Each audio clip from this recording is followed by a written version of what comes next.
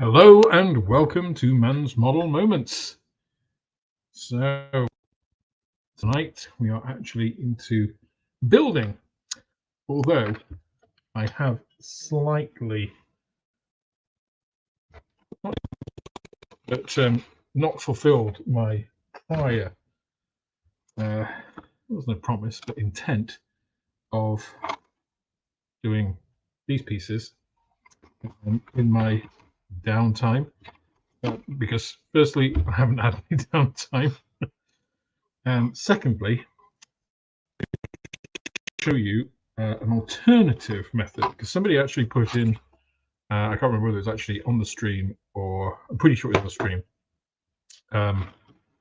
about using a Dremel. So I thought that is a good point. You can use powered tools to do this kind of heavy work, and I wanted to show you a little preview of a review I'm doing. My Kickstarter I actually backed. So you guys will be the first to see it in use, and that is this tool. This is something called bolts. It is a self-contained battery-operated rotary tool. So you will have seen on my various videos I use a wow stick, which is like a pen drill. It's a bit bigger than a normal pen, it's a bit thicker. This is obviously a pen. I don't have my wow stick here. This is a bit bigger, obviously quite a bit fatter, not as big as a normal Dremel. Obviously it is USB rechargeable, the same as the wow stick. But today, the build quality of this feels better. So this piece is all machined metal at the front here. It's got a really nice locking system, so it has a single twist lock, which is really nice. And it also has variable speed, which the wow stick does not. The wow stick is quite a low speed drill, which is good for plastic. You do not want very high speeds when using power tools on styrene. That's one of the main disadvantages of a standard Dremel. But this has a standard chuck size, so you can use, I think they're 3 point something millimeter, 2.8 millimeter. It's one of the standard sizes for these. The wow stick use a rather odd size. So this is just a cutter I had previously, and it fits rather nicely in there. So it's just a simple on-off. Hopefully, there we go. Got a little display there, and then you can increase the speed. There's a little display there, getting faster. Oh, and it needs recharging, but that's that's my fault. So that is quite a natty tool. As I say, I will be doing a review on this. I've done half of it. I've just got to finish it off to come out in the next few days. So you can see this being used. Other things, evening, I have a cutting mat this time. I have done some prep. I have Sprew goo and a little applicator stick. We'll see the trusty glue. And a whole bunch of different plasticards. Some I've used for testing paints. Doesn't actually matter because this is all going to be internal. So I thought I might actually stuff that I've got really grotty because other than using it for paints, it's kind of not good for anything else. So I may or may not use that one, just to show you you can use pretty much anything. And that's about it. So the other thing, of course, tonight is I want to actually get the name together for the draw and determine those 5 finalists. So at the moment, I have all of the, let's see, 2, 4, 6, 8, 10, 12, 14, 16, 18 names from the chat. And I need to add all of those that were or have added to the post, the community post in the interim, and there have been quite a few. Not actually just to the community post, but also to the last video. So let me just quickly get on the community post and see, what do we have? Yes, name the short flying boat. 21 comments on it. So some really good suggestions here. Also some very silly ones. I may exclude some of those from the final one. I don't know. I feel maybe putting in some of the silly ones, which wouldn't really have been, you know, like the Boaty McBoatface, you know, would never have come up then. And I think it kind of almost detracts from the more serious ones, should we say? But then again, I don't know. We shall see.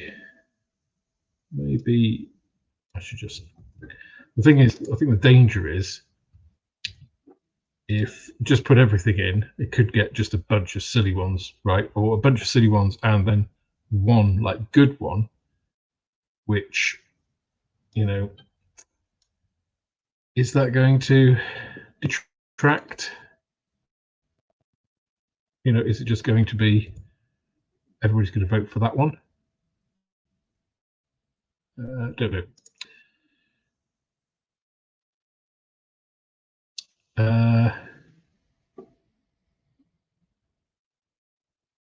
So there was another one, another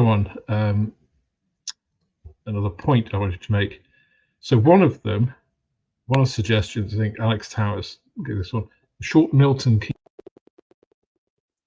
Now, of course, we can't have the short Milton Keynes for a World War II flying boat because Milton Keynes was a created town, later city, I believe, made in the 1960s. So Milton Keynes did not exist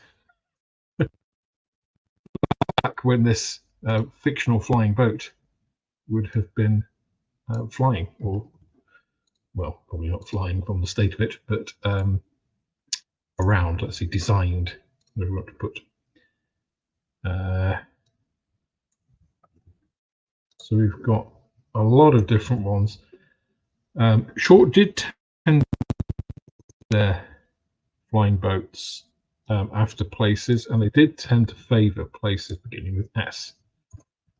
Not always places, obviously you have the short Sterling, but things beginning with S did tend to feature heavily. So I'm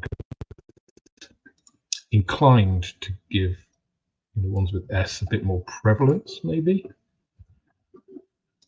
But we did have some really nice suggestions, both in the chat from last time and on the community post. Well, the community post and the video comments after last time. So I'm just trying to capture as many of those as possible. Rather than play a video, that's not what I wanted to do.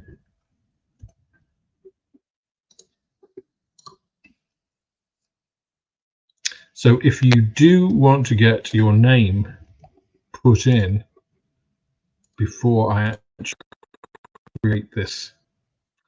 It won't be a draw. It'll be, well, actually, I have an inordinate amount of dice from playing D&D. So all sorts of different polyhedral dice, right? So once I know how many we have, I'm going to use dice rolls to actually determine which of those get through to the final community post. So we've got the short Fleetwood, the short Dorset.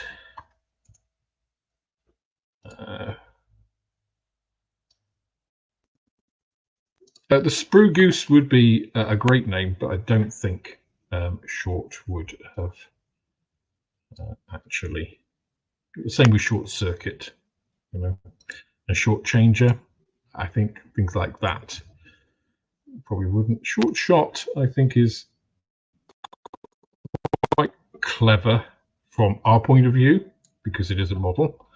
It is quite short, and from a 1940s point of view, you know, a shot wouldn't be thought of as an injection molding; it would be thought of as, you know, an actual shot. So the short shot would actually kind of work for them. So I think that's perfectly valid.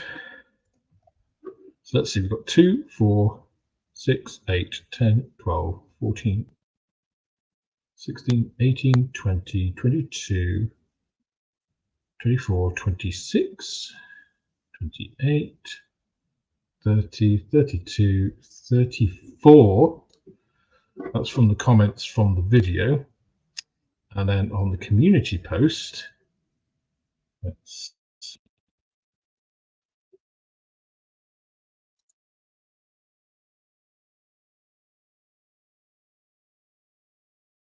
sorry, that was actually the community post. The video also has ones on. Let's just quickly look at that.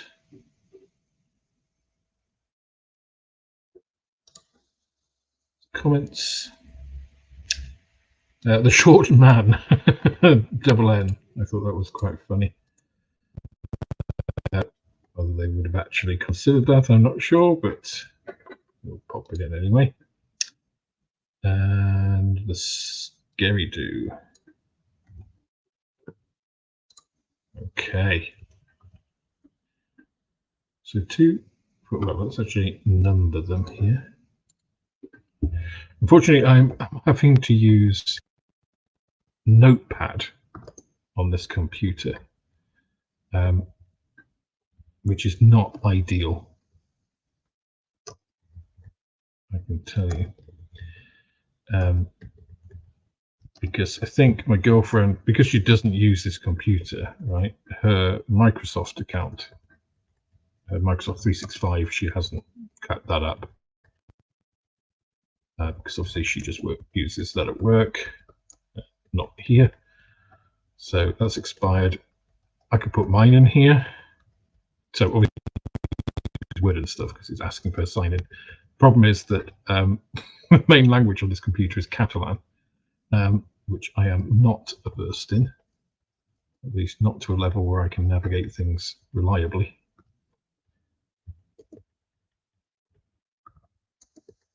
So hence I am using a very clunky old editor in Notepad, which of course doesn't have things like automatic numbering, those cool features that we expect. I could use Google, I guess, but then I've got to log in and all of that. So it's just the way that it's ended up. So apologies for this somewhat dull part. 25, 6, 37, 37. Okay, I was wrong before. Miscounted. Oh, actually, I've got a short shot in there twice.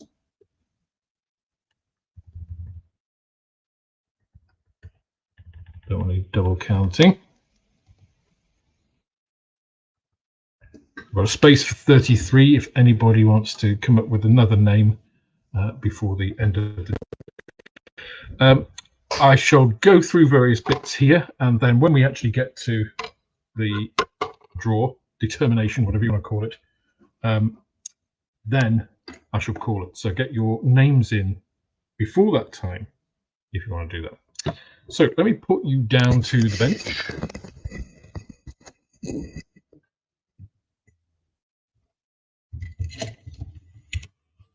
A bit more light.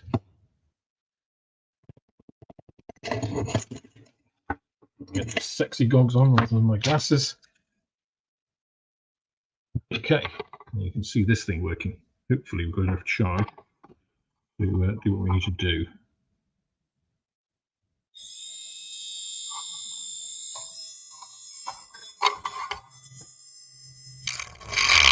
Okay.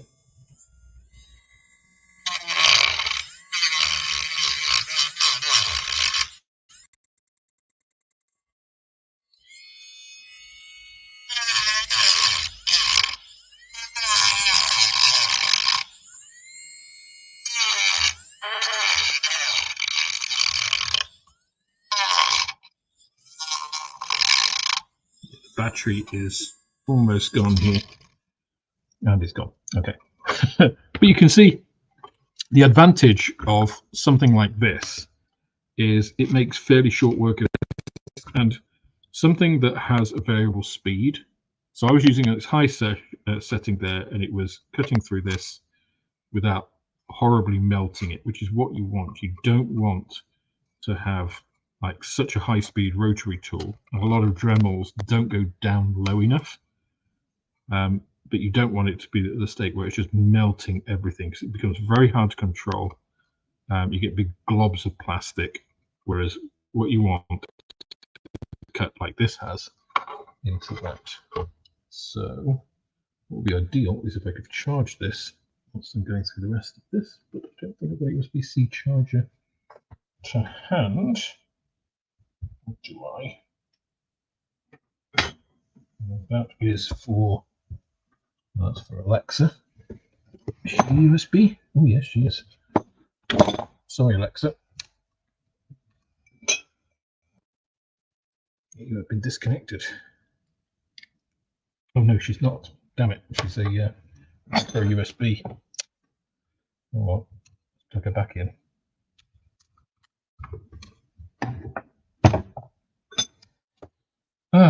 Okay. Let's put that to one side and do some of the other pieces, the actual construction pieces that we were talking about before.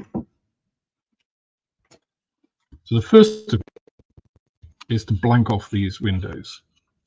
So we do have some pieces which are curved here, so putting a piece in there would be problematic.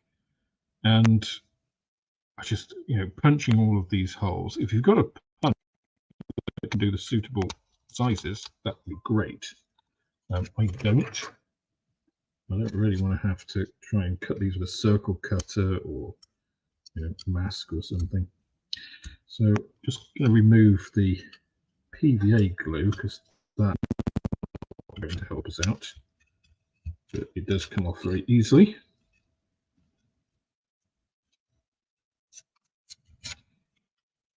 So of course the reason you would use PVA glue on internal transparencies rather than a normal solvent glue is to avoid crazing, of course. So PVA is great for transparent. It does fill in any gaps in a transparent manner, so that's good. It is aliphatic, so it does not create lots of fumes which craze the canopy, so it's very safe to use on canopies. Disadvantage, of course, is that it takes a long time for it to dry on plastics, because normally when you're using it on wood or paper, they are absorbent, they have fibers which pull in the glue. And of course, plastic doesn't have that, so you're relying on the contact surface area, which is fine. It provides plenty enough hold, provided you don't treat it roughly. Excuse me.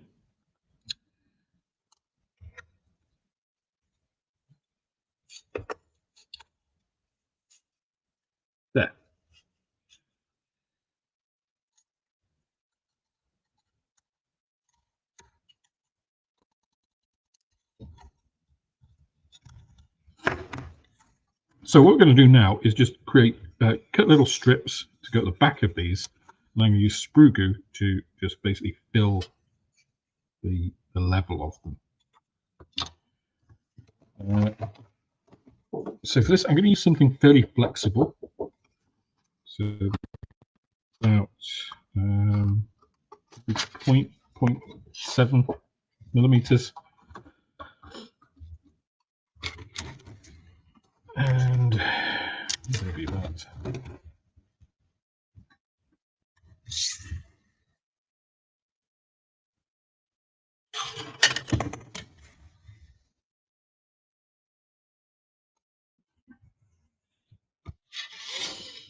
We don't need to cut all the way through. Of course, when using plasticard, you just can score it and it'll just snap out.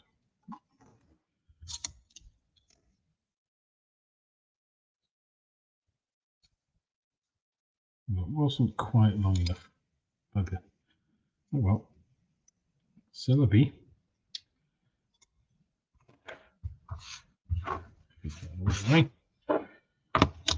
So I'm not too worried about paint here because that will naturally burn away with enough Tamiya extra thin, which of course is just acetate and butyl, acetone and butyl acetate. So if you just whiz it across like so, it's nice, and you can see actually the paint just coming off there. It's nice and sticky and just gives us a base, see there, to be able to then work with the sprue goo.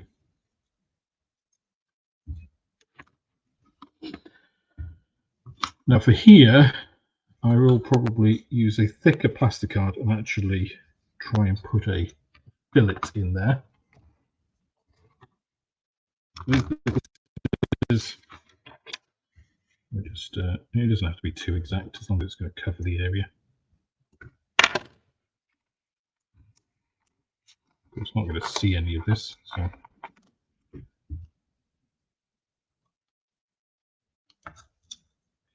I'm putting a Tamiya extra thin first because I'm liberally slopping it across.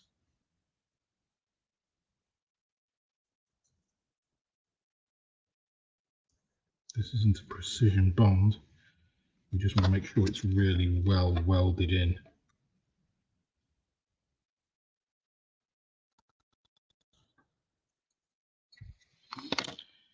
These last two pieces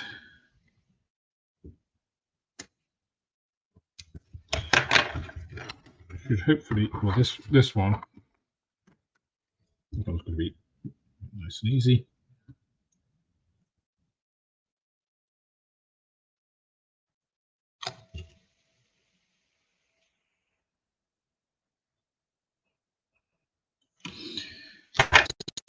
I'm going to make a little bit longer, a little bit bigger,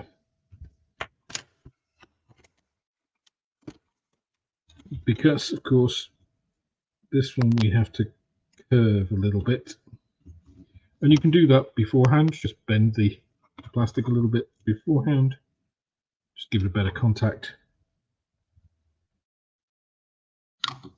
or just press it in. Obviously bending it before is going to give it a better result.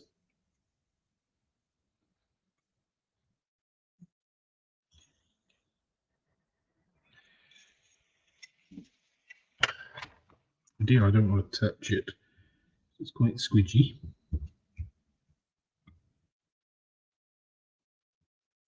With my finger, that is, because I don't want sort of stymie all over my finger. There we go. Just push it a little bit further up just to cover that arc in there. So then we've blanked off all of those. And now we can put the sprue goo on. So somebody actually asked me a question about sprue goo today. they ask me what proportions are good for Sprew goo, which is, of course, an impossible question to answer, because, as with a lot of things, it depends, right? So it depends what solvent you are using, your styrene, and what styrene you are using, and it depends what consistency you want at the end. This is what I would call a medium thickness Sprew goo, slightly on the thicker side.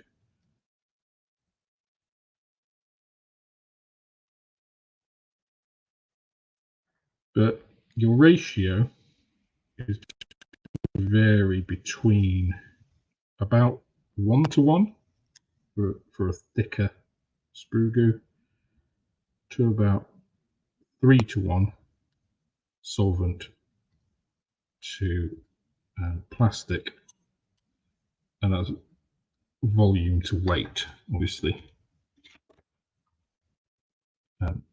It's difficult to use the same measurement for both because one is solid and one is liquid, and the density of organic solvents like acetone and butyl acetate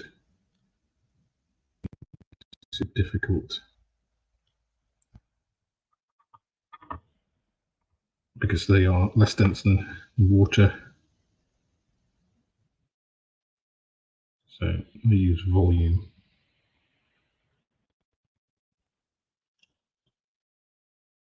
So in those sort of ratios, 1:1 to 3:1. If you go 1:1, you get a really thick Sprew goo, and if you go 3:1, you get a really thin, almost like a coloured glue. A bit more than that.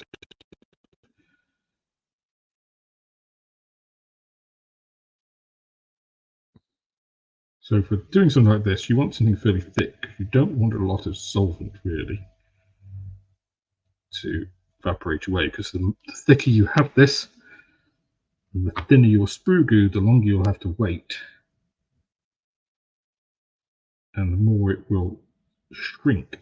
Of course, you've got to think Sprew goo does shrink, because as the solvent evaporates away, it will contract down. So you may need to, well, I definitely will need to come back to this again, refill. But the great advantage of Sprew goo over, a model filler is it doesn't crack. It's the same material as your model. It behaves in the same way. It takes paint and primer in the same way. So I just find it causes a lot more problems than it causes.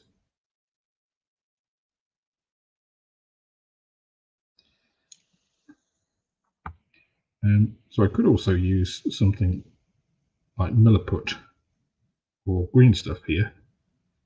I'm not going to do it on these because I want to show that in different areas.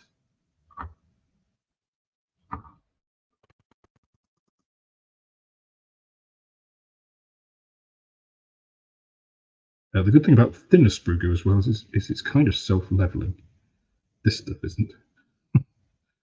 But if you go for a 3:1 solvent to plastic ratio, that is pretty much self-leveling. Disadvantage is that obviously not as much styrene, it just shrink a lot more. So it's good for sink mock filling if they're not too big, that kind of stuff. And you can use it in small amounts, just dab.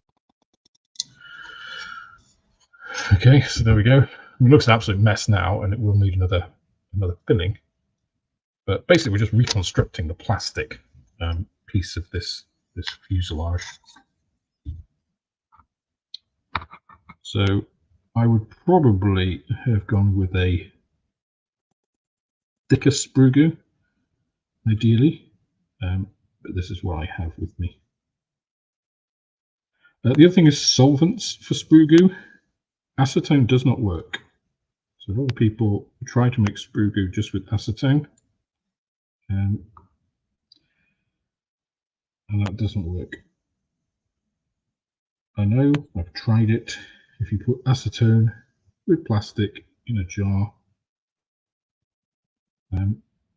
it'll kind of melt, but it will go weird. You'll have a layer of plastic that will sit on the bottom, and then a layer of clear acetone above it. It doesn't really solubilize it. It melts it, it doesn't really solubilize it. So you need something with something like ethyl acetate, methyl ether ketone, ethyl acetate, something like that, to be able to really solubilize the plastic. Extra thin works, but it's an expensive way of creating sprue goo. It's one of the reasons in the shop I create my own, sell it. I do it to a standardized recipe. I use a secret sauce, combination of solvents. It just means that it's always the same. I've got thin, I've got thick, and I've got medium, standard. A little bit thinner than this. The thick is a bit thicker than this, and then the thin is a lot thinner.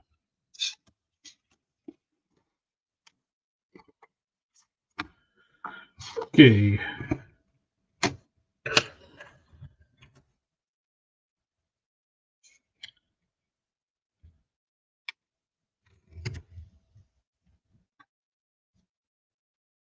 So for those of you who weren't here at the beginning of the stream, and I appreciate it was a bit of a weird time tonight because I had intended, you'll see there's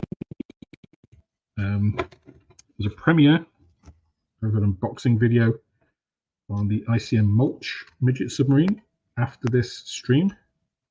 That was supposed to be before this stream, but StreamYard is a pain in the ass to use the way it schedules things, and I ended up scheduling it for tomorrow, which wasn't ideal. So I'd like to get a different video out tomorrow. So there'll be an update on the shop.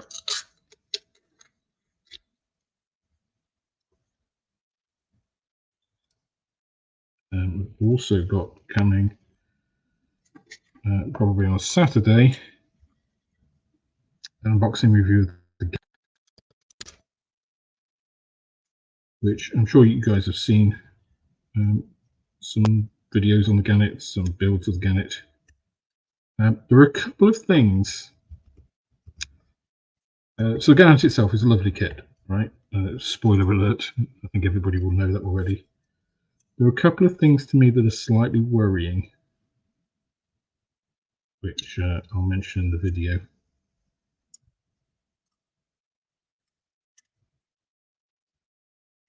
We'll see what it means, I guess, next year.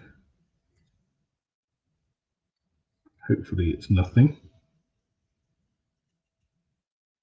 But I did notice a couple of things which I thought were, well, as I say, slightly odd.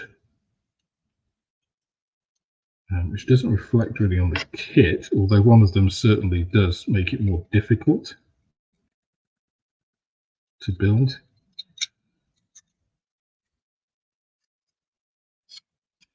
But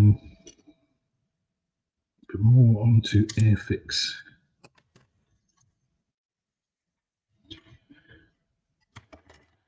So I only received my Gannets today. So one has winged its way off already in the post. The pre-order, one for the boxing. And I've got a couple on the shelves. So if you haven't yet picked one up, it's £50, postage included.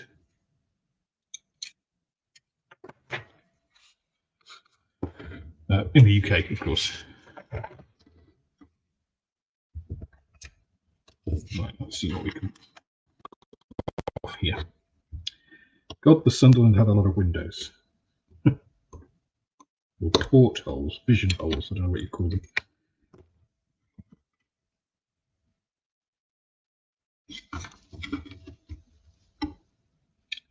So you can use sprue goo. Obviously, sprue goo contains stuff that dissolves plastic, you know, whether it's with Tamiya Extra Thin or it's made with other solvents. You can use this just to stick the pieces on directly. So the thing is, it's just messy. So, but it's perfectly possible, as you will see, when I jam this in.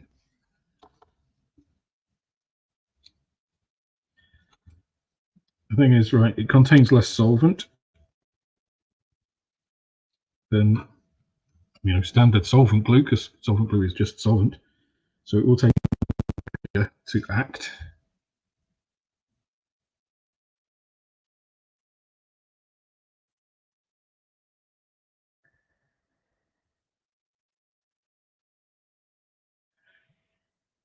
Now, because this is,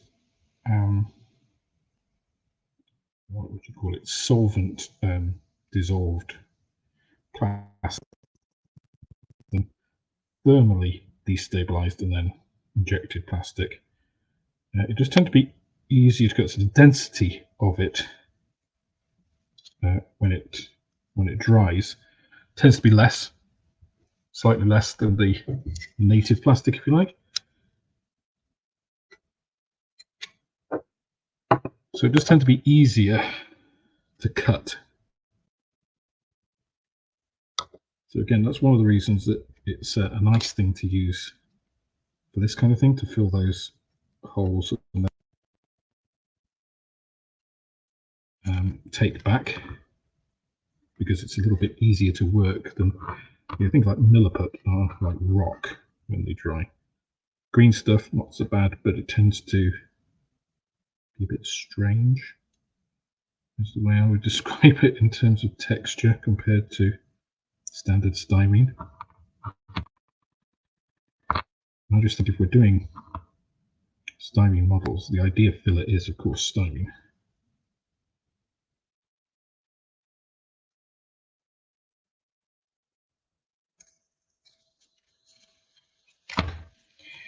Yeah, you see, it's trying to pull away because the solvent is taking a little bit more time to act.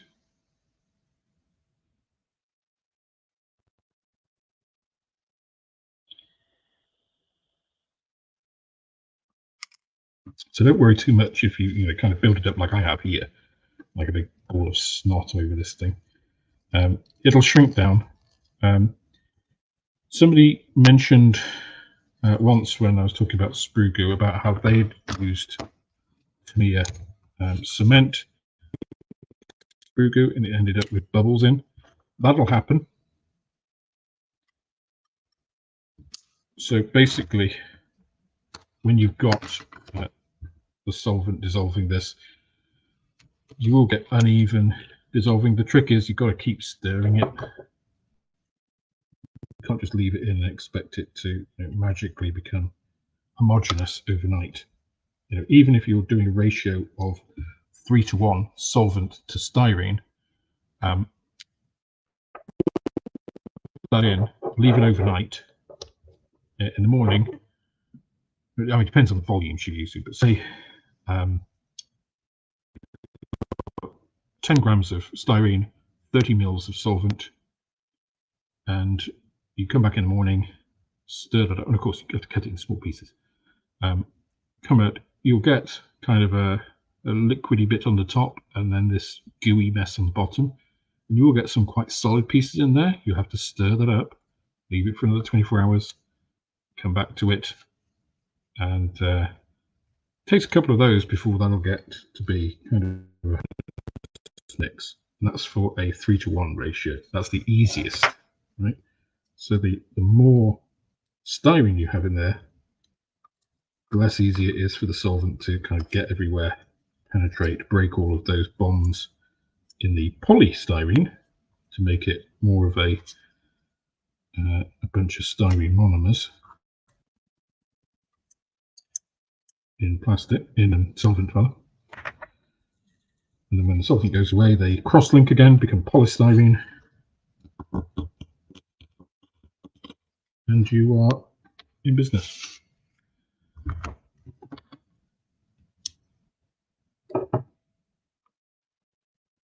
So yeah, Sprew goo is it's good stuff. It's easy to make, kind of, but it does take some time, you know, and the results will vary, you know, which is why I make batches of it to a standard recipe, if you don't want that hassle.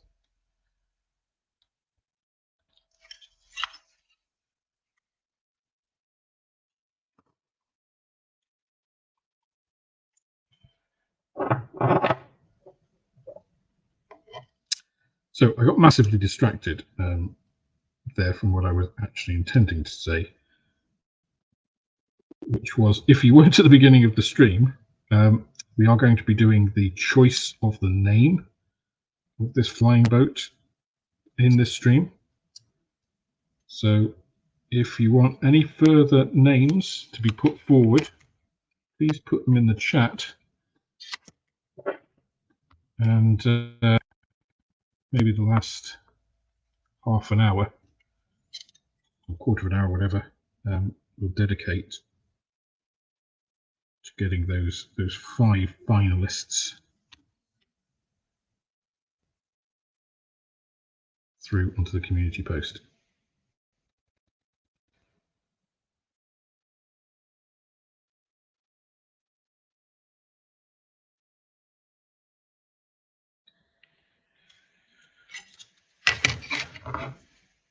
So at the moment, this is all really kind of very 1970s modeling stuff, all basic, and kind of stuff that doesn't really change.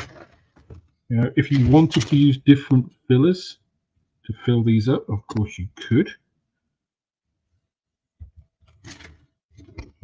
So nothing wrong with doing that, whatever your personal preference is. I find that when you use large volumes of filler, though, of non-plastic based filler, it has a tendency to crack. I mean, depending on what sort of filler you're using, but so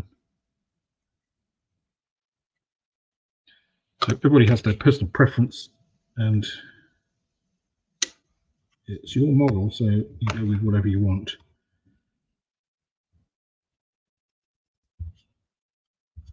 You know, if I wanted to be really quick with this, I could use resin, right?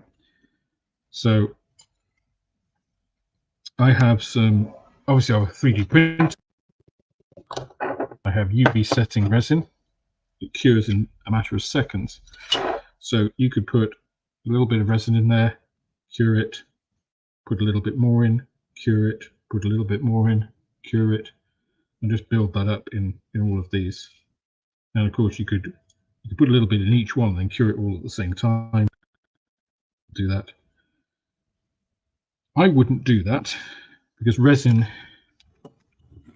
Okay, this is an interesting thing that came up when the chief judge, the guy in charge of the judging at IPMS, was on Ethics and Chill. I couldn't make that session, but kind of just as well because I didn't really agree with anything that was said. So he mentioned, you know, I think they talked about, from what I recall, watching the stream afterwards. He talked about, you know, what constitutes a plastic model. You know, why are you know, how much white metal, you know, is okay. Why are resin models allowed? You know, resin busts and stuff. And he mentioned something there that, you know, resin was a plastic. Not. Resin is not a plastic.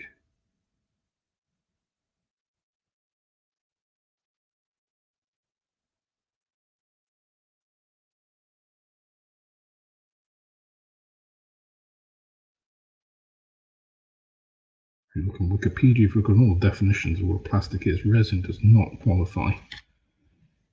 That isn't why I wouldn't use resin, of course. Resin is perfectly acceptable to use on models. It's just being pedantic about the IPMS, because the IPMS are pedantic. It's just like, well, be pedantic on the right things. At least get your facts right. But that's just me.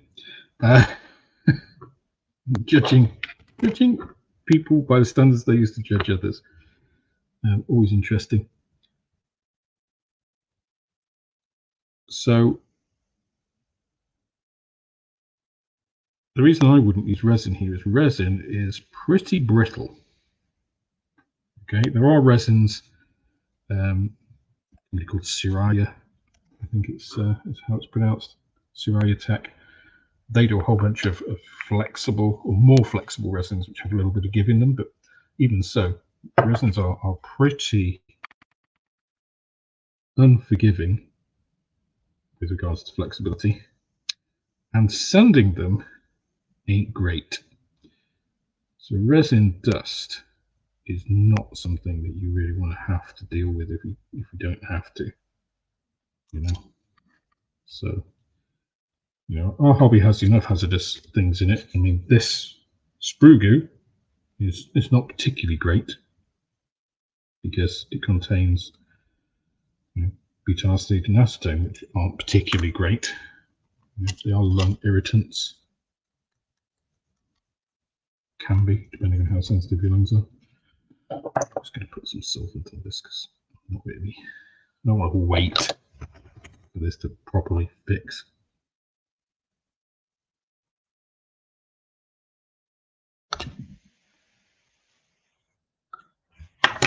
But that is basically where we are. So obviously, I haven't completely filled all of these. These are concave. This is a little bit convex. We'll have to see how those come up. But I mean, Sprew goo does sort of skin over quite quickly, you know, and you can kind of warm it a little bit if you wish. And it does level out a little bit, you know, and it dries, you know, pretty well. So if I can add more onto this, you know, before it's fully dried. Again, not going to do that because if you're building it up in thinner layers, these aren't particularly thin, the solvent has a better chance to get out, right? So it's easier, it'll dry quicker actually than putting a great big thick thing in. But when it is dry, it'll be pretty strong because effectively the Sprew goo will weld to the sides, to this is welded here, so it'll all be pretty contiguous, and then we can put more on and that will only help that. We're going to sand all of this anyway, so it really doesn't matter. Now for this piece I said I was going to use a fillet, so let's use a fillet rather than that. So let's use something, this is quite thick, this is 1 millimeter thick, 1 millimeter thick plasticard. Plasticard is enormously used. You can use it for all kinds of things. It's pretty cheap. It's available in all kinds of thicknesses. I mean, including, and this is some of the stuff that I'll be using for the cockpit. This is 0.13 millimeter thick clear styrene. It's flexible, so you can make curves with this. So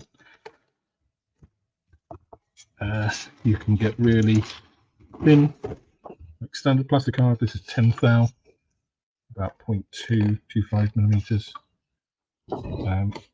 It lasts a long time. This has been UV damaged a bit, so it's a little bit brittle where it's been there. But I mean, this is maybe 25 years old, this sheet. You know, you need an awful lot unless you're scratch building big projects.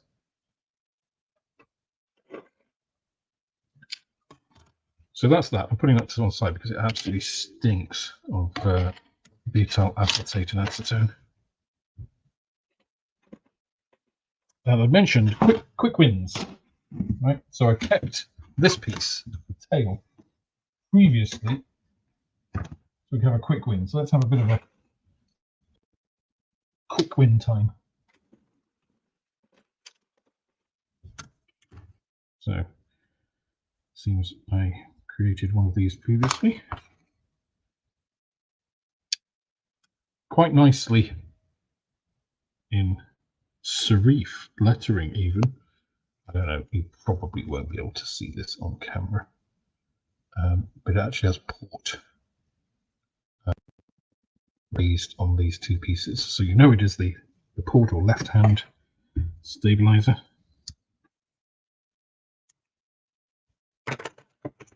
Also huge pin ejector marks on those. And a raised number 65, which if we don't take off is actually going to interfere with the fit. The port is actually in recess, so that's not going to have a problem, but the 64 is also in a bit of a recess. Not so much the 65.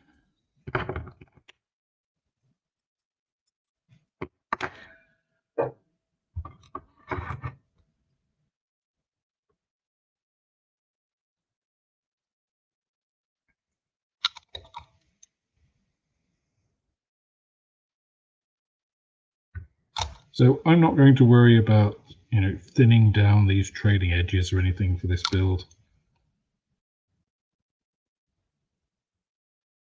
But if you're really serious about this, of course, you could do that.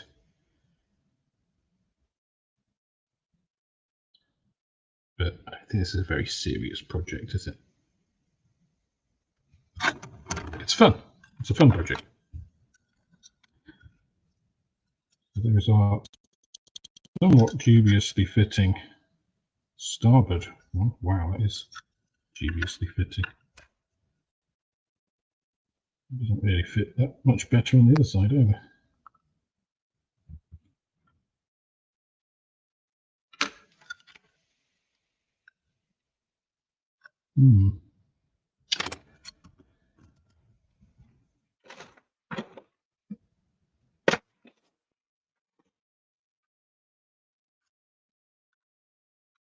This is our rudder.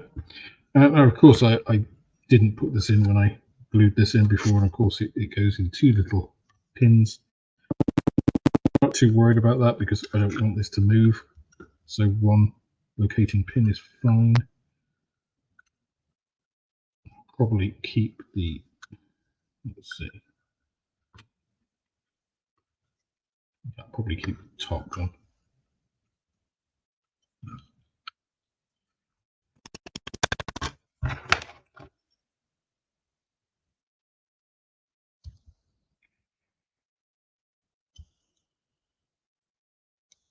So just trimming this down just to see if I can keep a little nub in here.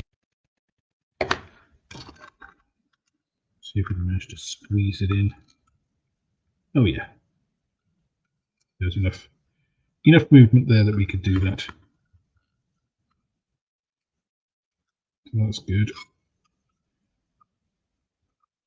Okay. I'll actually take that out for the time being. It's good to know that we've got it all to fit there. We mentioned this before about how we were going to deal with this. I think what I'm going to do is we'll form it something like green stuff or milliput, but I'm going to use some formers. So let's get my thick plasticard. We'll come back to the one in the fuselage because I want something that is kind of, I'm just looking from above and just drawing in here. We kind of want it this sort of shape. Okay, so we kind of got this rough shape here. I'm just going to score I'll see going on the outside just to make sure I don't undercut. I usually find it's quite useful to use snippers to sort of just break that edge. So I'm not actually cutting with these, I'm just using them to break the styrene along that cut edge. That out.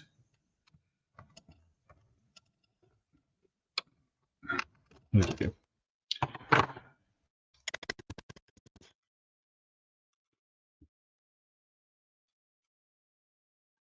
Okay, so that's about the right shape.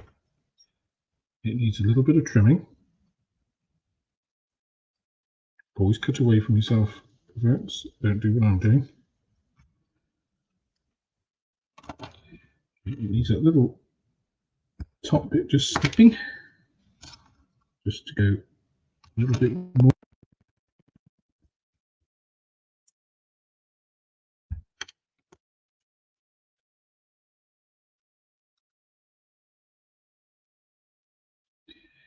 There we go.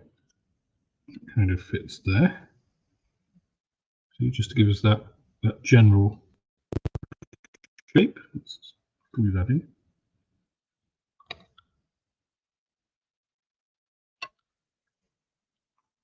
So this is very crudely kind of how you would build any model from scratch. If you're scratch building, you would get forms much more precisely cut than this, and you create your structure.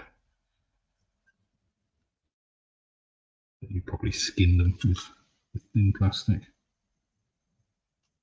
But here, I just want a sort of basic form that I can use milliput or green stuff to then just sculpt into here, so to fill this gap, and then just mold in the right way. So I'll probably get some pieces to blank this off, so that we're not sort of stuffing milliput needlessly into the end here.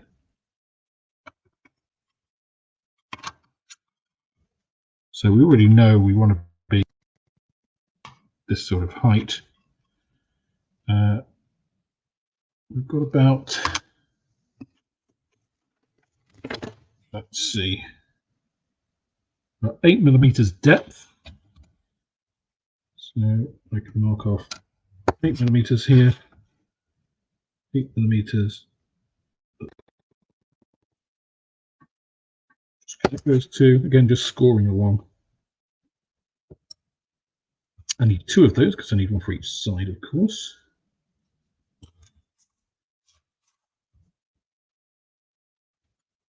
Again, you don't have to be precise with this because these are just blanking plates. I'm going to be sculpting. These are, none of this is going to be visible stuff that we're going to actually see or use. It's all just kind of structural pieces, really.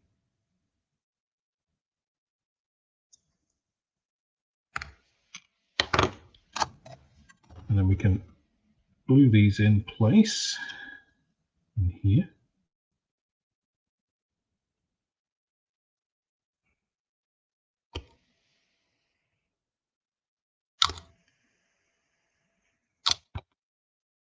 I used a whole bunch of tiny extra thin there, just to really get it on all of those surfaces. We can really weld that on. Because when we're sculpting, we want something, nice and solid to be able to push up against. The same with this other side. So styrene is great for this sort of stuff. Because again, styrene sheet, it's made of the same stuff as our models. It behaves in exactly the same way as the plastic that we use for the kit. We can cut it, we can scrape it, we can sand it, we can, add sprue goo to it. We can do whatever we like. It's all there's nothing weird or unusual about it, which again is why I like to use these sorts of materials, because they're very predictable, right? We know exactly what they're going to do, we know exactly how they work.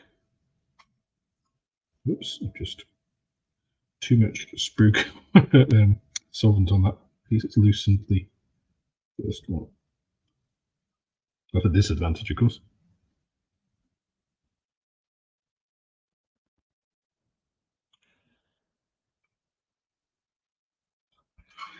So you see, I've got these large pieces sticking out the side. It doesn't matter, because once this is all dry, I'll be trimming these flush, just probably, cutting pieces off. Let me just show you. Just obviously this isn't stuck, so it's not going to be.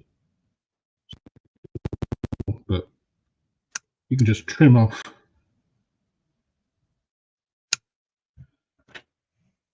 pieces with your snippers. So knock that out of place, which wouldn't happen if you were doing this when it's all actually cemented together and not still wet like I'm doing it. But that's now roughly the shape, and then using the good old scalpel, you can trim to the right profile, roughly the right profile.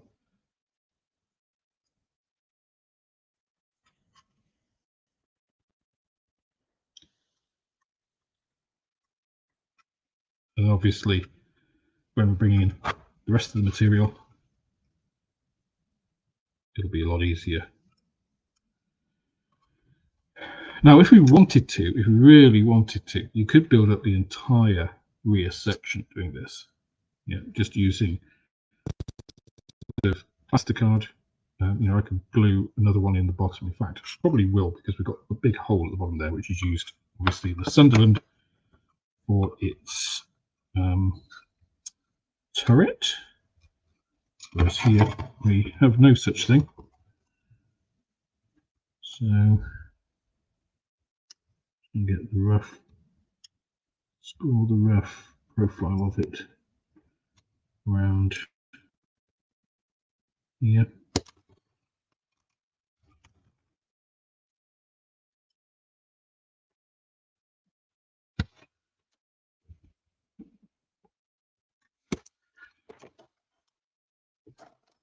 Again,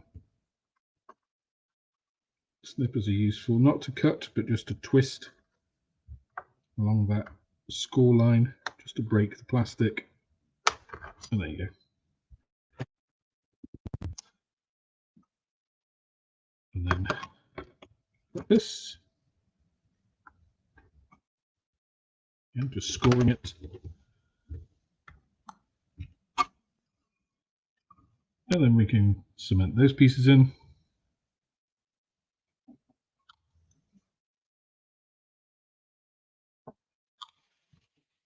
Same with the other side.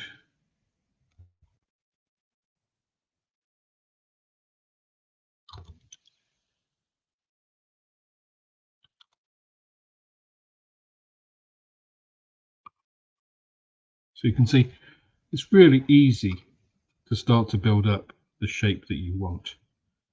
And again, it doesn't matter that all these bits are sticking out, that we haven't been careful and not, we can trim all of those. So if you just want to use styrene, we can absolutely do that. Of course, you wouldn't normally be doing it while the glue is still wet. But, for the purposes of a stream, just to show you the general principles, it's fine. There we go.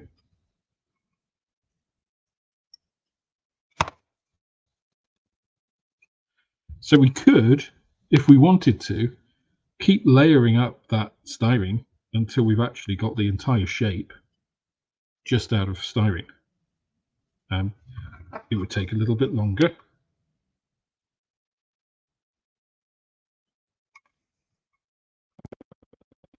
absolutely possible.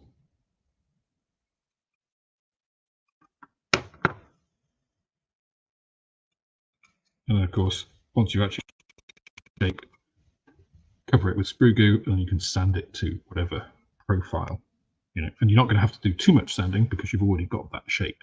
Yeah, that's the whole point of this. Is it's possible to create these shapes in a huge number of ways.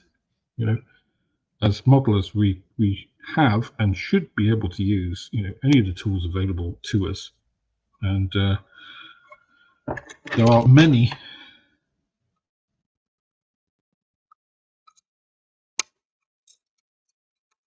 They don't have to be, you know, strictly modeling thing. You know, we can beg, borrow, and steal from other hobbies and other crafts. Then why not?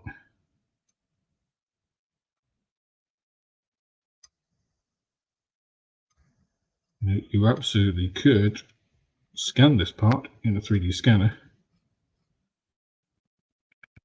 and go into a CAD program, sculpt it out in CAD, and that really is up to you where your skills lie, what you want to do, what effect you want. I mean, to me, this is just, you know, it's not hard, you know, to create whatever we want.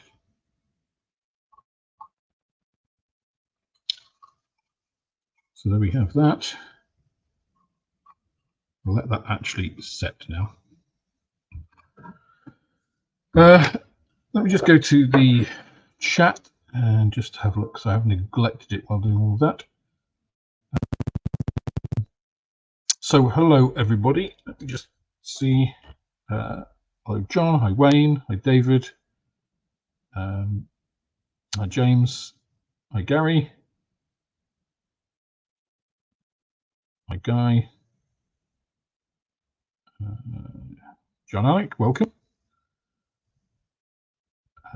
David, Mucky Mike, Short Geordie. Okay, there we go. There's another one to add to the list.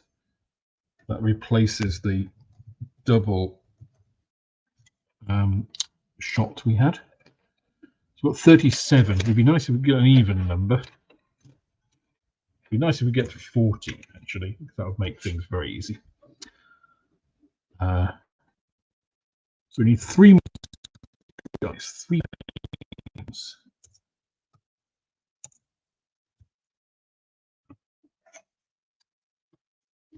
And hello, BRDM2RKH. It's not an easy handle to say. So any questions from what you've seen me do so far on any of the tools, on any of the techniques?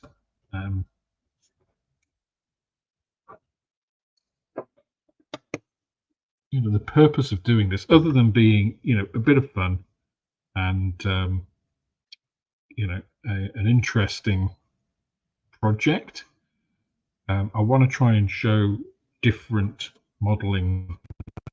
I don't want to call them skills. Techniques is the phrase I'm looking for. You know, either that, you know, because a lot of people will be very familiar with these, other people may not be, and you know, or haven't thought of using a particular technique applied in such a way. You know, for me, learning is a big part of the hobby. It's a huge amount from, mainly from other modelers, right? I've read books and other stuff, but the really useful things that I've learned in the past have been from other modelers, and the best of them have been the most generous and the most, you know, free with that advice. You know, I think there are different camps in modeling. You know, those who like to protect all of their secrets. You know, it's like, I don't see the point. You know, we are a community. We're all trying to do the same thing. For me, you know, just because if you think Leonardo da Vinci, knew how to paint. There's not an awful lot about painting that isn't needed, that isn't unknown, rather. Even at the time, yes, there are techniques with how to represent light and stuff, and those people had far more cause to be proprietary. But if you think about how they learned, they all learned from doing apprenticeships with others, where they would just start on mixing paint, all the masters and stuff, and then those that showed promise, would be allowed to do the background work in pictures or finish boring bits of portrait or a big thing. So those people all knew the techniques, right? And I think it's the same with us. Let's share the techniques. Let's use them as much as possible. The handle is the name of a Russian chemical reconnaissance vehicle. That's a very obscure reference. Guy, yes, I think we should be weathering the finished article. Flying boats especially, I mean, they're exposed to horrible elements, right? The sea salt water is incredibly corrosive. It's probably the worst and most prevalent naturally occurring thing. Water is incredibly damaging. It's a very insidious compound, very interesting compound. We tend to think of it as blasé because there's so much of it, but water is actually interesting. It's a chemical species. Of course, it should not be liquid. Standard temperature and pressure. I think I've mentioned this before. So we only really exist because of hydrogen bonding. Otherwise, liquid water would not be present on Earth.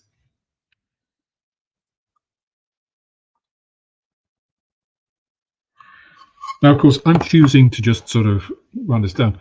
We could, if we were, I took the executive decision not to, but this could have come to much more of a point, right? I could have taken this profile much thinner because there's no turret here. But I'm figuring if the rear of this, and short pragmatic company, and there already exist manufacturing lines for this, well, it'd be far easier just to put a blanking dome on the end of an existing set of structures rather than tool up for a whole new one. So that's my excuse for not doing the work of taking this off, right?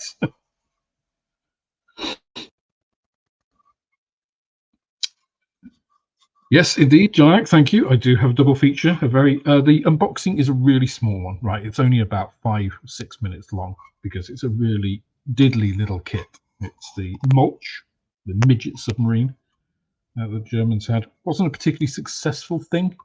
I think most will they actually managed to deliver any torpedoes. And if you actually look at the thing, I mean, from the model itself, it's like, you would never have got me in one of those. There is no room. You can't. I mean, escape from it would have been, I think, almost impossible. So it's just like, yeah, get into this coffin. We're going to put underwater. It's like, no thanks.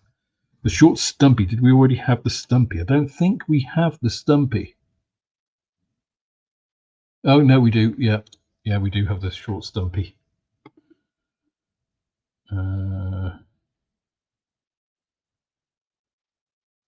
I'll just actually, I don't think I've got the Dorridge down there, which I missed. So we need 2 more.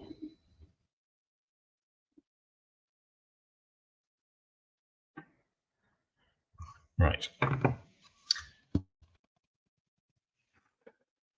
Looking at this bewildering box of bits we have left. Notice it comes with a little trolley to put the Sunderland on. Won't be using that, but that can go in the spares.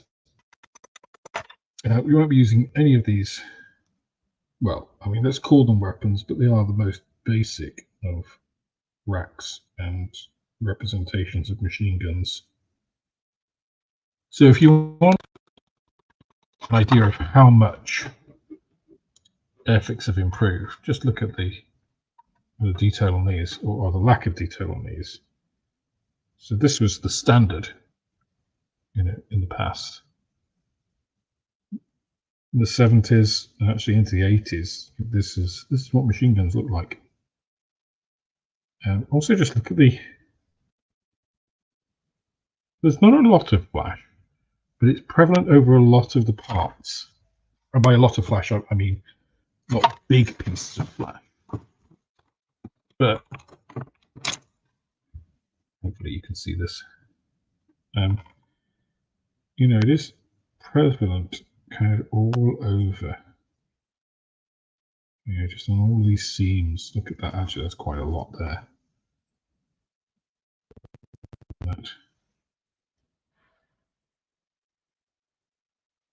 And I told Moss this quite a while ago. When I first came back onto the channel, well, when I started the channel, I first kind of decided to do this after coming back to modeling.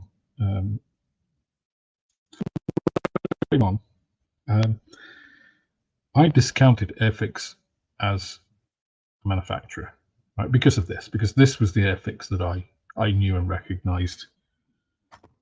And yes, they did some subjects like the Sunderland, which nobody else did, but that wasn't much of a reason. So to like them, I guess. And I did have the thoughts of my childhood memories on it, but I was no longer a child, so I didn't kind of not appreciate that, but it didn't sway me much, I guess. Just looking, we could also. No, actually, just as a quick aside, you see here we have these pieces, which these are the pieces that hinge out, and then the racks, these racks containing depth charges or whatever would come out and then drop them to get your U-boat. Now, because these do already have holes in them, which you would have to fill, I think this is an ideal area to actually not use this. It's also got really prominent raised rivets, much more prevalent than the surround, so it looks like a completely different piece of aircraft. If you can see that, the rivets here on the Sunderland are very, very subtle. Actually, not bad at all. The rivets on here look like something off the Titanic, off an ironclad, not off a World War II flying boat. I mean, those are, what, 0.25 millimeters maybe in height. So times that by 72, or divide 72 by 4, that's an 18 millimeter protruding rivet. So that's big. That's big. So yeah, this would be ideal to replace with plastic. So let's do that.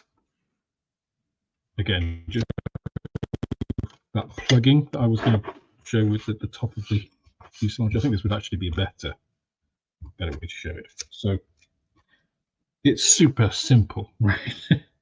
All I'm going to do is trace around this. I'm going to trace around it with my scalpel.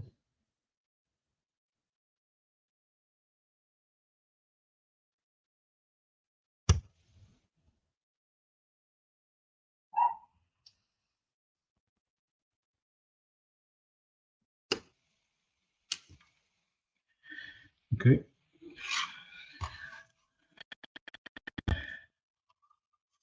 Now that's traced, I'm just going to score into it a little bit deeper. So the intention here is not to cut. The intention here is to score. just letting the existing line guide the blade.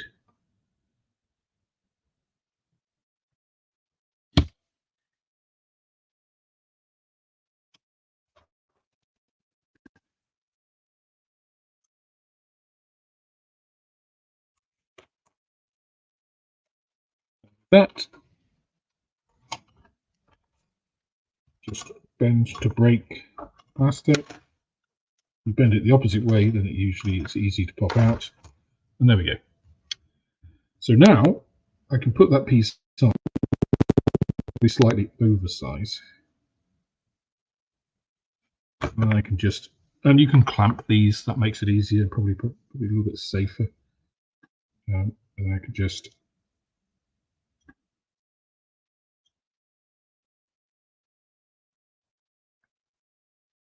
shave off down to the original part.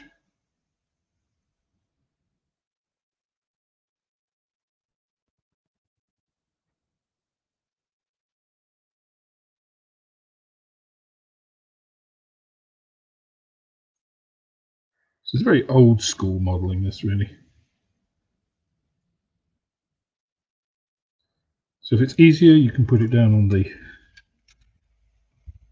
cutting mat. Another thing you can do is put double-sided tape just to secure this down.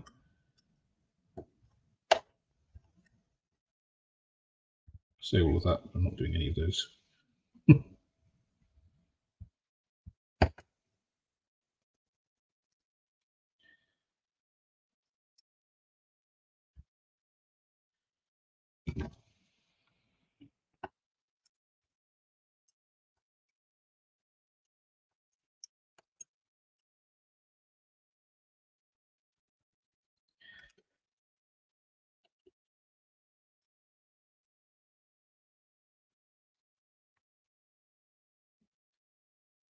And you can use sandpaper or sanding stick, you know, just to make that flush and everything. But again, this is going to be incorporated into the hull, so don't really need to be that precise. We can test fit it a little bit long in here. So we can just take down the end.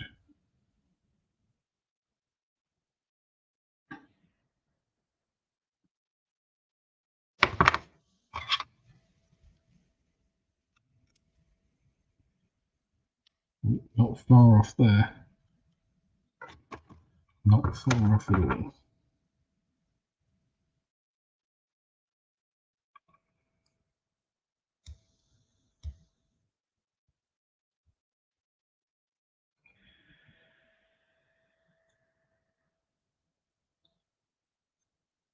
I will try not to stab myself on camera. I haven't done it for a long time, so maybe one is... There we go. That is basically blanking plate. But we're a little bit proud. So this is a little bit too thick, and that's principally because we have these little shelves here on the inside.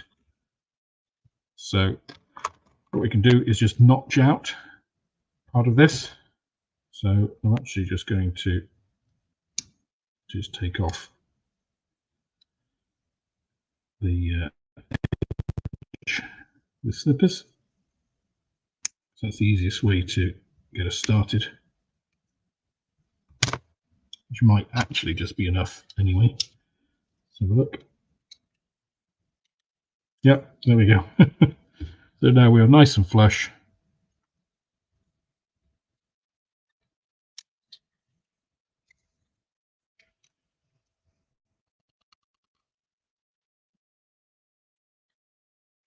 So we can, once we're happy with that final position,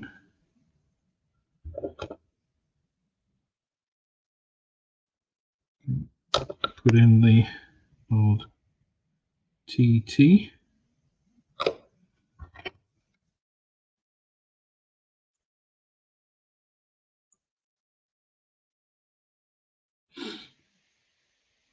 And then, of course, we do need to fill this as well, but I'll do that separately.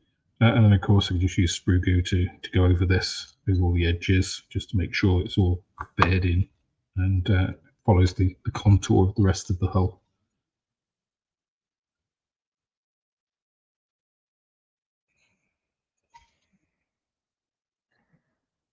There we go. So yeah, if we'd had a hole punch the same size as these, we could have done exactly the same thing. We'd speed things up, of course, because we won't be waiting for Sprew Goo to dry on all of these. So I'll leave this at least 24 hours before coming back to it and refilling. And then we come back and sand all that off.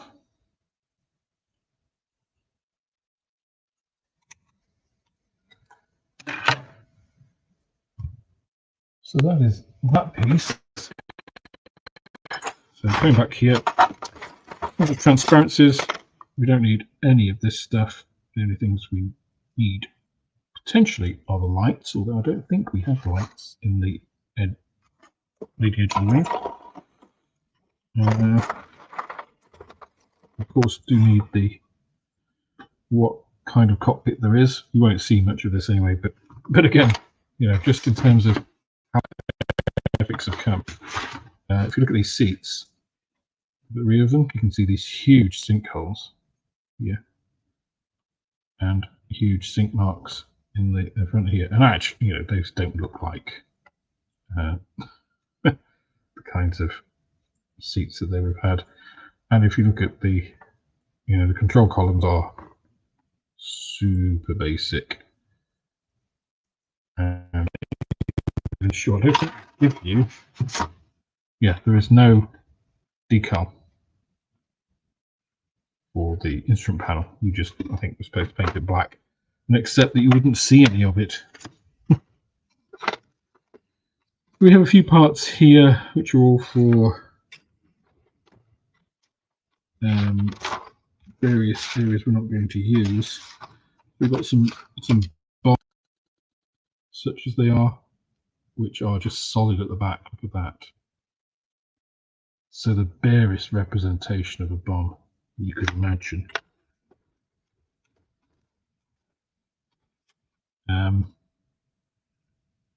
An exhaust, which looks like a sort of anemic telegraph pole.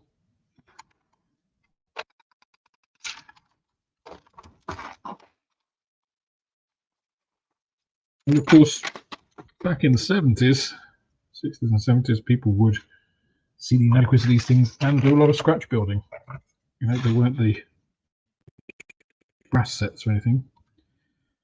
So this, in the actual kit, I believe, which way did it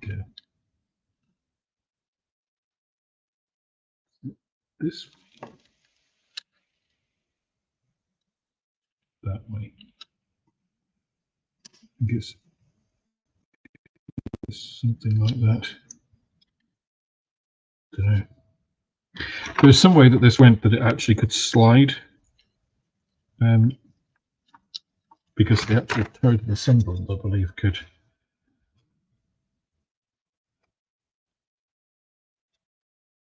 I'll have to do a review on the Italieri Sunderland as well, actually. It was a very successful aircraft, the Sunderland. And having spent 3 years in Sunderland myself, interesting place. Well, actually, I spent about 7 years in the Northeast. I did my first degree at Sunderland and my PhD in Newcastle, so the medical school. So, spent a lot of time in the Northeast. I'm glad I live in the South now because it's a hell of a lot warmer. But I still have family up in the Northeast. Not that they're from the Northeast originally; they just went up and settled in County Durham and Crook. But there are some lovely bits of scenery there. It's a very kind of rugged, harsh beauty, I think, the scenery up there. And some interesting ladies. So the propellers, again, I mean, there's a lot of bits wrong with these. Again, ton of flash all the way around. There's a lot of scraping here. This propeller is also bent. It's reattaching. Not very strong. So those will need some work to get those back to scratch. So we have the control surfaces.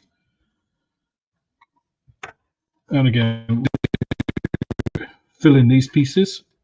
Those are again. Thank you. Yes, the front turret was retractable to allow for mooring. Fortunately, we don't have a turret, so we don't have to worry about that. So again, I'll just blank these off. That's going to be the easiest way to deal with those. And then the same thing here. In fact, we could wait until the wings are on. We put the wings on and then blank that one, which would give us an extra bit of strength, with an extra kind of spark into the fuselage. So I don't think we'll really need it in terms of strength. This is a big solid old joint, and the wings are going to be shorter, so there will be less weight on them anyway. The union of this is not actually very good. That's quite a way off. So we may need a bit of adjustment in the slot here to get that. So we don't have that. It's only about 0.5 millimeter off, but it's 0.5 millimeter off across the whole profile, top and bottom. So yeah, for something like that, we have that sort of gross misalignment. You can do two things. You can shave down the tab, or you can enlarge the hole.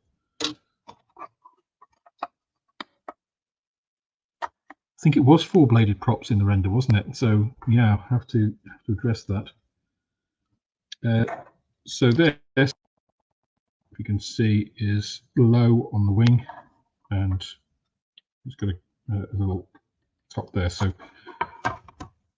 this slot needs this top piece just trimming a little bit, just to allow us to put that tab a little bit higher.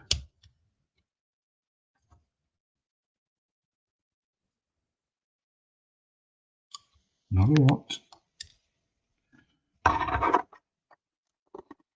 There we go. You see that? Fix that completely. So we've got a nice smooth edge on both pieces there. And a little bit more at the front. And you want to do this like a tiny bit at a time and test fit, because you don't want to leave a big gap, because then of course it will wobble around. You always have this will wobble a little bit anyway, but yeah. But once we've glued it, we want it to stay in place. We don't want it to shift about. So this is why test fitting, of course, is so important, is because you can't rely on the manufacturer getting everything right, especially an old kit. Right? Okay. So I think, probably looking at the time, it's about the time we should get the naming piece done, because I don't want to run out of time. So scroll up.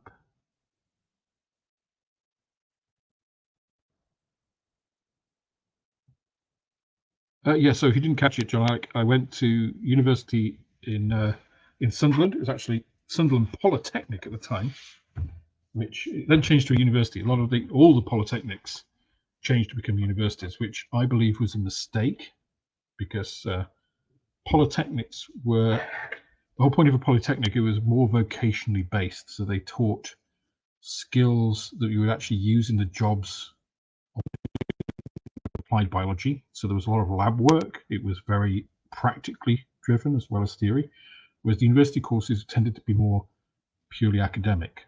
So I did my first degree there, and then I went to Newcastle to do my PhD in clinical biochemistry at the medical school in Framlington Place. I had a time. I actually met my ex-wife there, as a lot of people do in university. The PhD was actually on alcohol abuse. I don't mean that glibly. I mean it was actually studying alcohol abuse. But there was a fair amount of actual alcohol abuse that happened as well. All right. So let's get these. That's a bit better. Okay. My glasses. There we go. All right. So let me just scroll up. I don't think we had. Yeah, Shorty McShortface is not going to happen. Short slip. Okay, we can have the slip.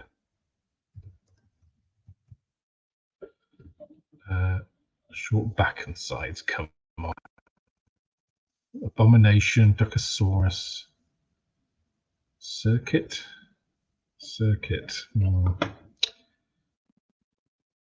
Okay. Put it in. I don't like it, but I'm going to put it in. Okay. We've got some good suggestions in there. We've got some pretty ridiculous ones as well. That actually includes the Frankenstein, which I don't think they would have. But anyway, let me get my dice here. So we have 40. So I'm going to use a combination of dice here. I'm going to use a D4, a four-sided dice, to determine the tens, if you like. And then a D10, 10-sided dice, to determine the tens, obviously. So that will be a number between 1 and 40, with obviously 1 being 0 to 10, etc. Okay. I'm going to get rid of all of these dice out of this, and then I'll put the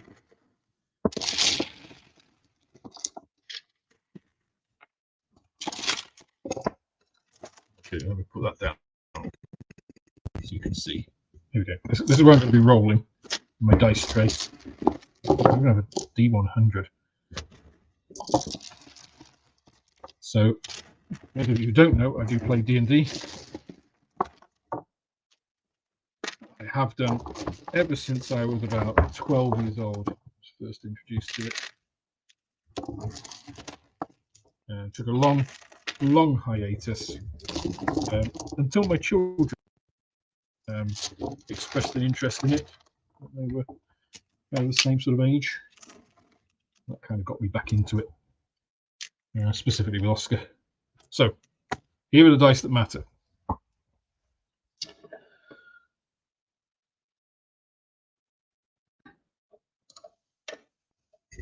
Get that down there a bit better. Let's get the light. There we go.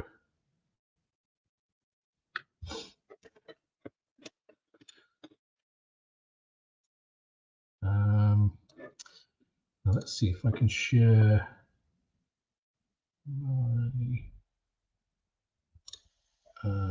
share this.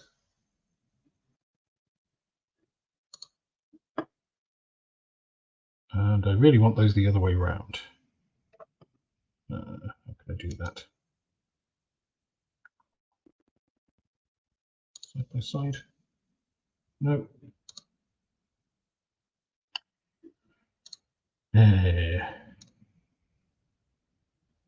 Let's try that one again.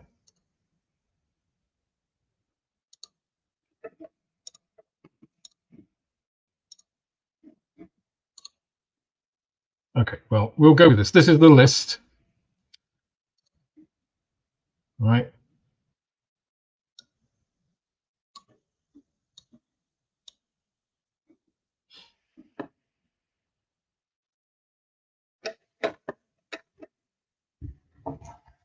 And here's the roll. Oh God, this is dirty. Okay.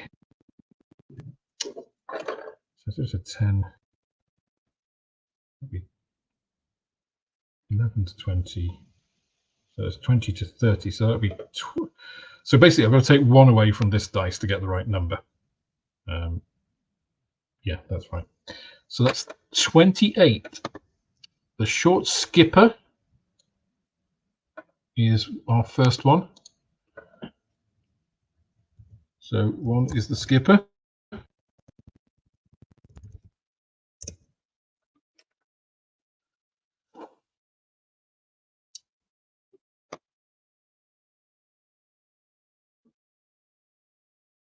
I've got to go.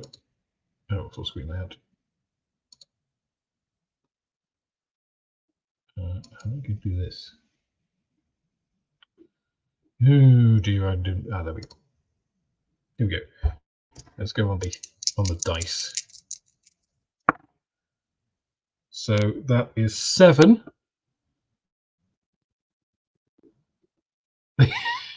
The Stumpy. Oh my God. It's going to be the short Stumpy, isn't it?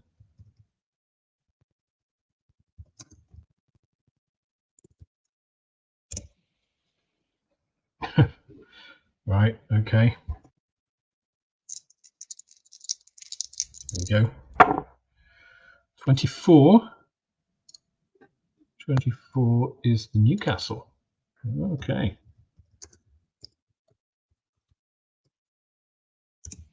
Just following my university.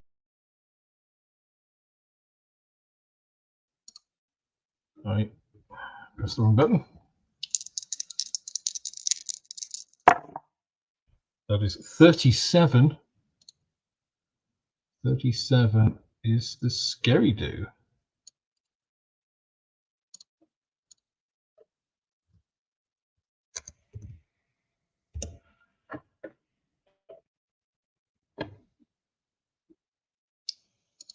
Okay, last roll. There's 24 again. We've already had 24.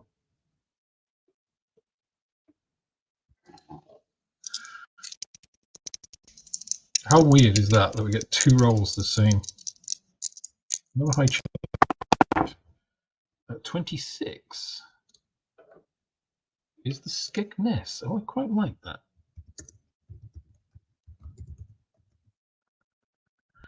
All right. So those are our 5 finalists. Okay. So I'll create a community post with 5 finalists. And we'll see. It's going to be a Stumpy, isn't it? I know it. Which of those comes out? The Skipper and the Skegness, I think, are probably the 2 that I am most drawn to. The Stumpy, I can imagine, is going to get the stupid vote. Newcastle, I think the Newcastle is too grand a name for such a weird, especially with the Sun being such a good flying boat. I think that would cause incredible difficulties between the Mackhams and the Geordies.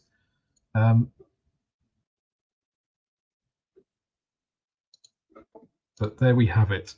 The die has been cast, quite literally. And those are 5 finalists for the naming of this bizarre flying boat. Right.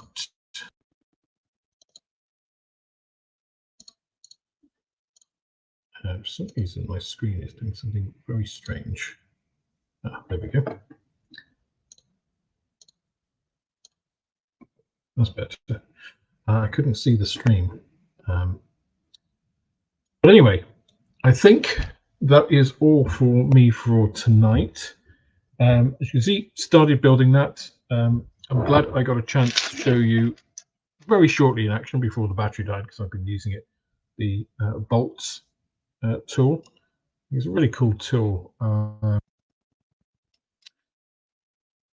going to use it a little bit longer, but I think it's got a lot of potential.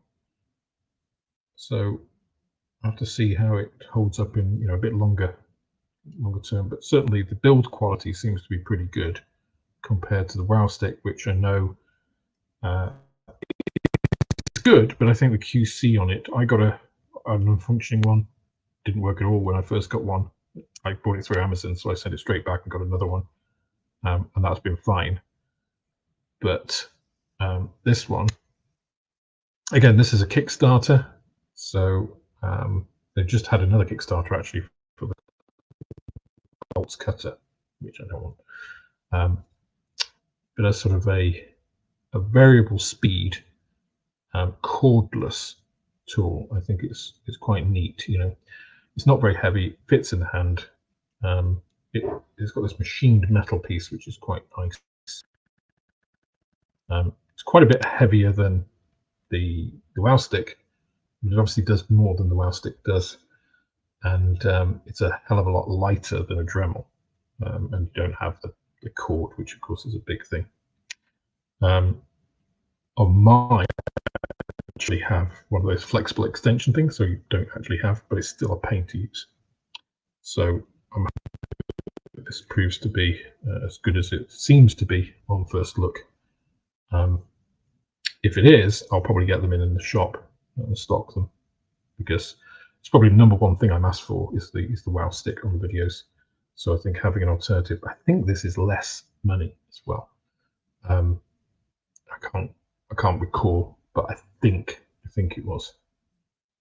So, anywho, got a chance to show that. We have the 5 finalists. I'll put that up on the probably after the stream. At past, in 10 minutes, I have the premiere of the mulch unboxing. I say it's only a very short video. I've been really pushed for time. I've got a whole bunch of videos that are in backlog, probably about 15, maybe 15 or 20 videos waiting for me to finish up and get the audio on and finish editing to get up. ICM have been incredibly patient with me. I'm really grateful to them. But yeah, that's all for this evening. So thank you all for sticking with me for and you don't get to smell the fumes that I had to chew this stuff. But those are the pleasures of modeling, right? But thank you for staying with me this evening, and hopefully I'll see you on the next one when we will know the name. Okay, guys, thanks a lot. Catch you on the next one.